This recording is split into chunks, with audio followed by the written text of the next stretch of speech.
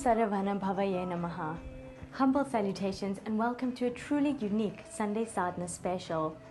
In today's intriguing episode, we explore the deep devotion, the often painful penance, and the sacred symbolism associated with the Kavadi festival.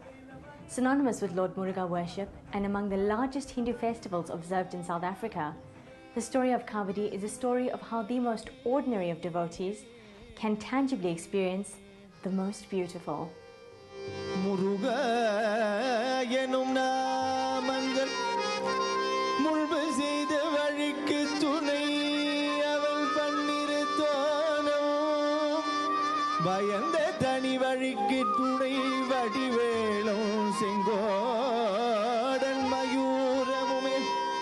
Of the many Hindu festivals observed in South Africa, the one that most continues to attract and inspire is the Kavadi festival. Since its simple beginnings during the time of indenture, the practice clung on to the meagre tenets that managed to come across to this land from a full and ancient Indian past. Kavadi has managed to grow the faith, unite followers, and forge a divine connection, possibly like no other Hindu observance. It is a festival that courts observers from fear to philosophy, drawing on the mysticism of a distant mythology and the tangible power of immediate results. Followers vouch that the penance and the pain associated with it pales in comparison to the nearness and dearness to the divine that it brings. Mankind's oldest spiritual declaration, this ancient wisdom which we refer to as Hinduism, finds expression in a series of fasts, festivals and rituals. Kavadi is a festival in veneration of Lord Muruga. The Kavadi festival, like festivals in all other religious groups, is an attempt by a devotee to find the path to God realization. The Kavadi festival has had a growing popularity of devotees who offer the Kavadi to Lord Muruga. Kavadi as an expression of contemporary Hindu ritual worship in South Africa has been practiced in unbroken continuity in spite of the dominant influences of Western culture.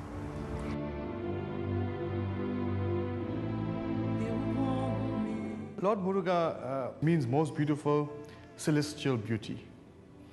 And if you look at even all his iconography, his pictures, he is very handsome, he's most beautiful. Lord Muruga, he is the son of Lord Shiva and Mother Parvati.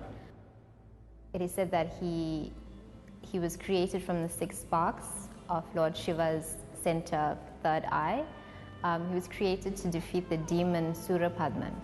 And when Lord Shiva willed to bring forth that powerful bolt of divine energy from his third eye that landed in the Ganges, in a lake, Saravana Poigai.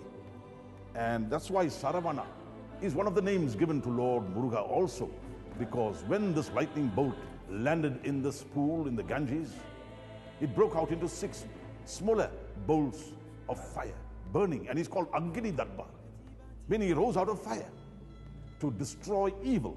But remember, it was under severe contemplation and out of intense love that Lord Shiva brought forth this element of himself.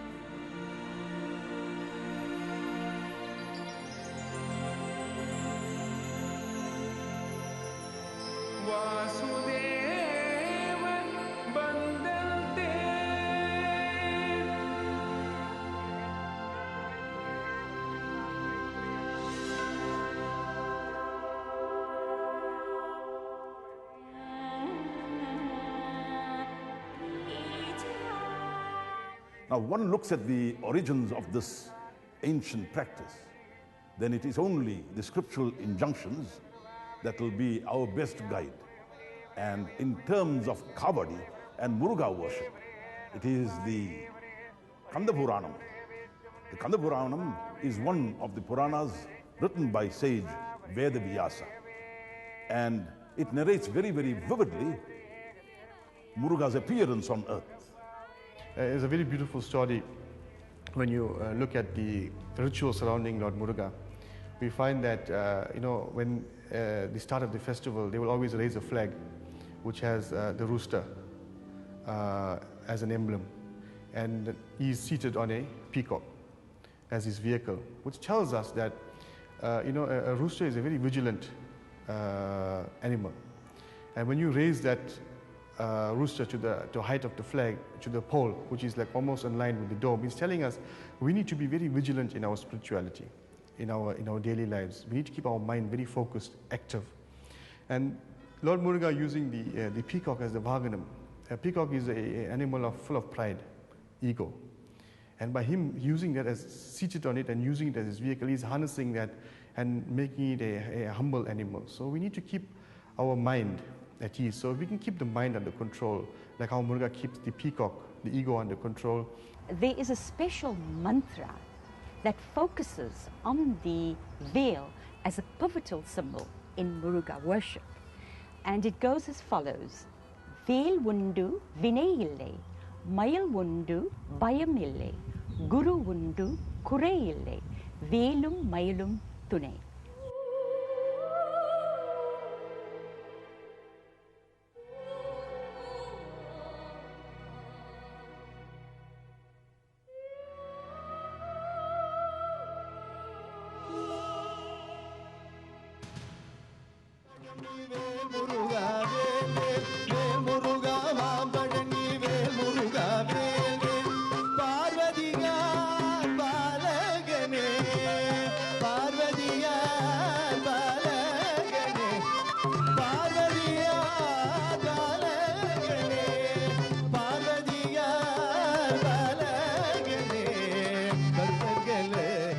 In Kavadi, philosophy can be felt, past the sights and sounds, past the strong colors, even beyond the intriguing wafts of incense and camphor.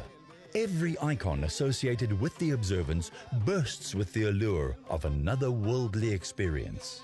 We are reminded of the Hindu adage of another, more permanent plane of existence, a state of a common inner unity expressing itself in a myriad of outer artifacts.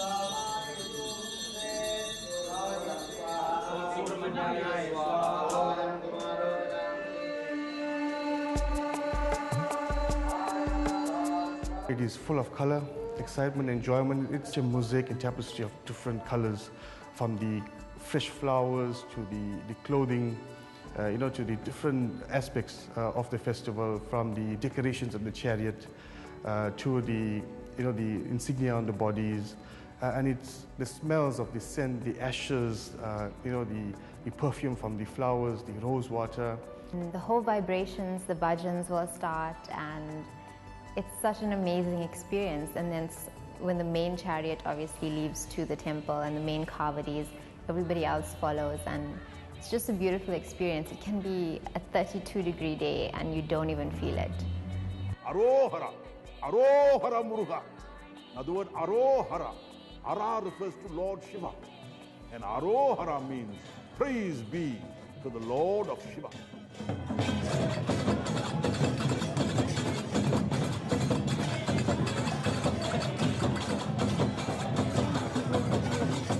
The act of carrying the Kavadi by the devotee symbolizes the reenactment of Inuman, who was a disciple of Agastya, who carried the first Kavadi in the form of hillocks to Podige Hill.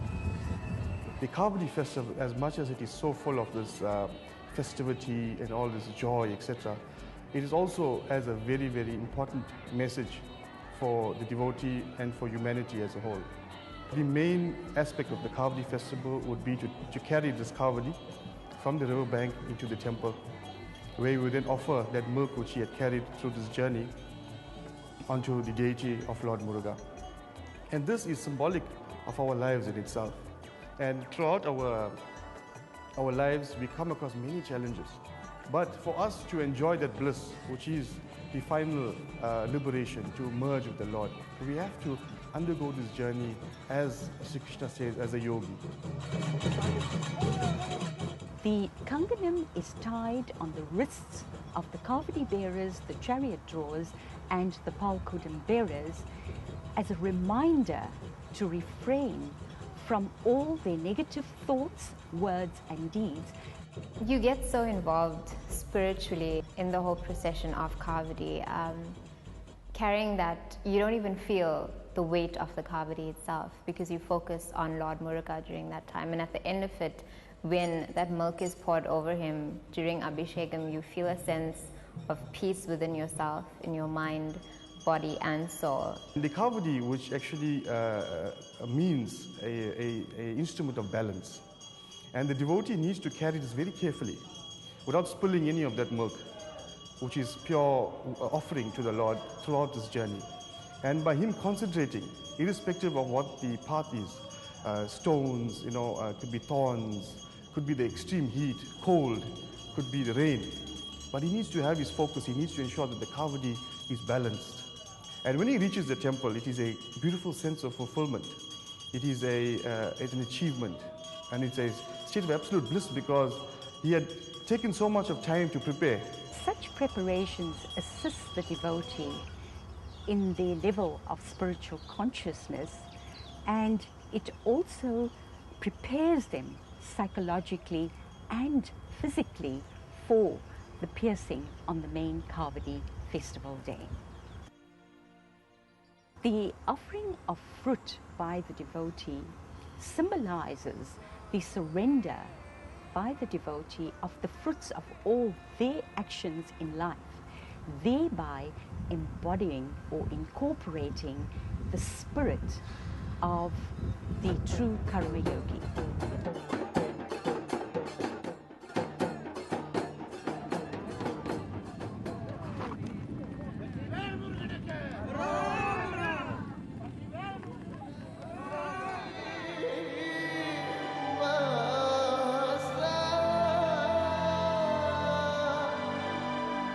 Words cannot even describe the amount of joy and inner peace that you get with your Murugan devotion, and carrying the Kavadi is one of those ways of showing your appreciation to Lord Muruga for all that he's done for us, for guiding us and saying thanks in our own little way, in our own special way to him.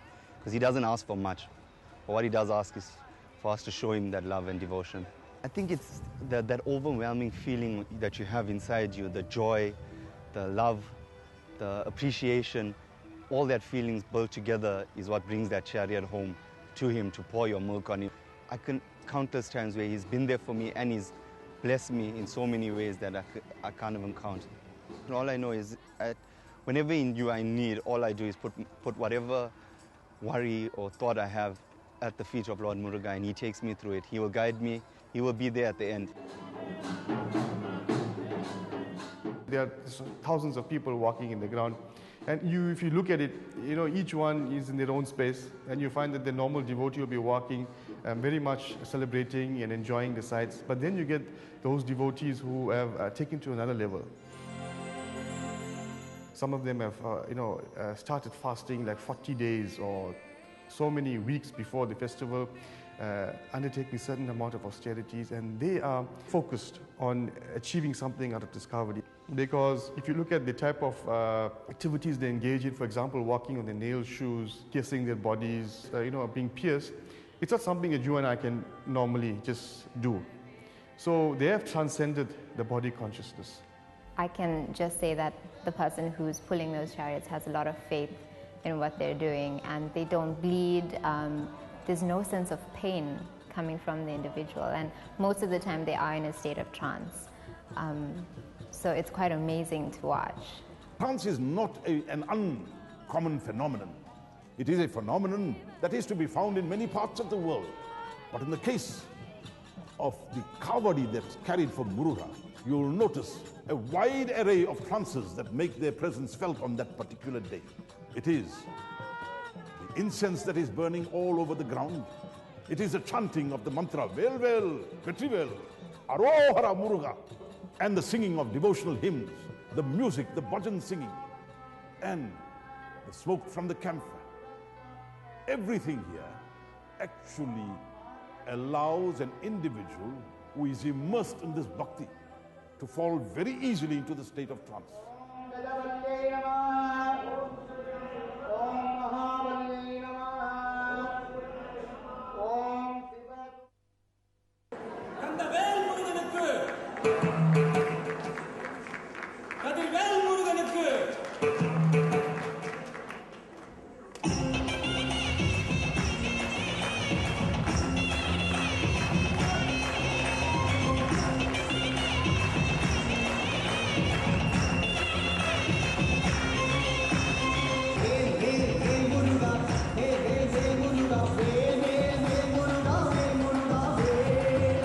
Hinduism describes the creator through all possible forms and attributes.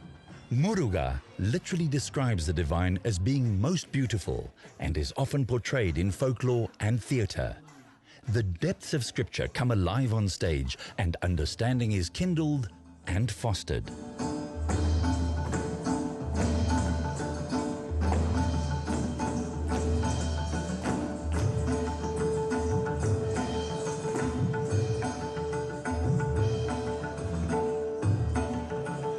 Of the 18 Puranas, the Skanda Purana tells the story of Lord Muruga, and almost synonymous with Lord Muruga is the vel given to him by Mother Parvati. Much like Lord Muruga's victory over the evil Asura Padmin, the vel offers devotees another chance, another opportunity to transcend their negative qualities and live a more pure, disciplined, and God-conscious life.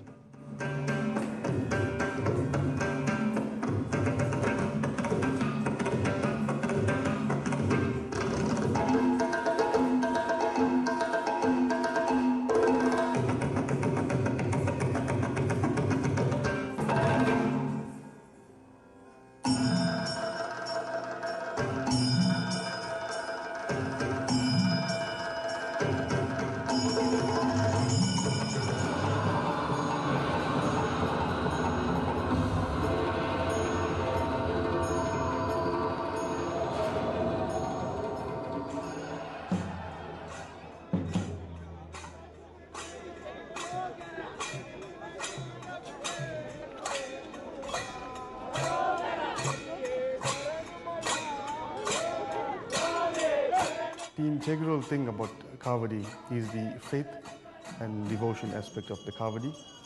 And you know, when people gather in large numbers to pray together, there is a different kind of atmosphere, energy that is created, which assists them.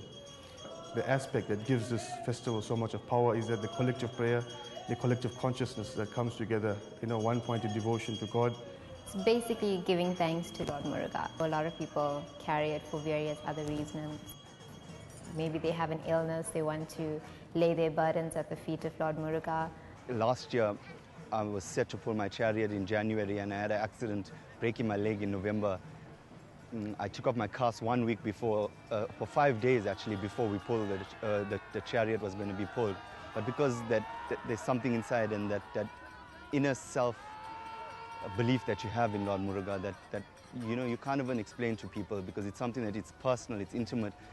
There's a vast number of devotees who carry that Kavadi for Lord Muruga as an act of sheer devotion, as an act of sheer love, as an act of sheer benevolence to the Lord, and also as an act of thanksgiving.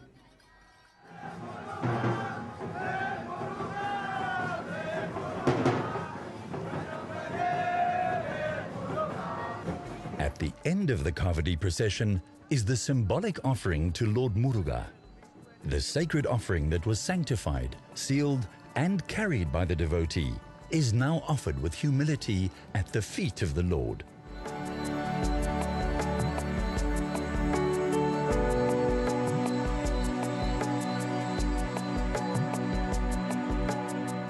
Milk is actually a sattvic ingredient. It's a pure ingredient. And the important aspect of the actual carrying of the Kavadi is that the milk in the sumbus is the actual ritual offering that the devotee has vowed to offer to Lord Muruga. And it is imperative for devotees, when their Kavadis are lowered and the milk is being poured onto Lord Muruga when Abhishekam is being performed, that they witness the ritual offering being received by Lord Muruga.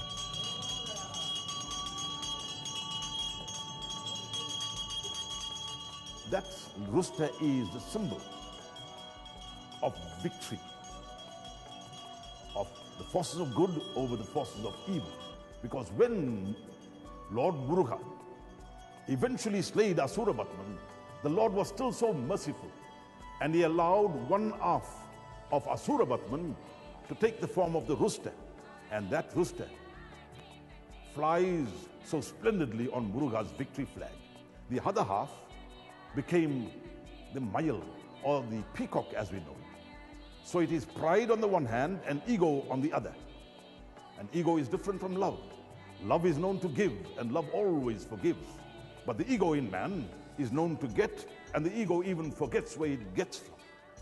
Every day you carry the Kavadi. We don't have to maybe physically carry the Kavadi, but mentally, as part of our sadhana, every day when you get up, you can carry the Kavadi. And then in the evening, you can find that your journey has been fulfilled. I love Kavadi. It's about the vibrations, it's about the heightened sense that you get at the end of the prayer. For the youth of today, I would think that Kavadi teaches us about discipline, about wisdom, self-control, and I think it's a higher sense of spirituality. Engage in the rituals, enjoy the rituals as a society, as a community. Then also, as an individual, take up the philosophy. Strengthen your spirituality through the philosophy. Understand what is the message that the Kavadi festival is giving. Why did the sages have to create this festival? What is it giving us in terms of, taking our spirituality to a next level?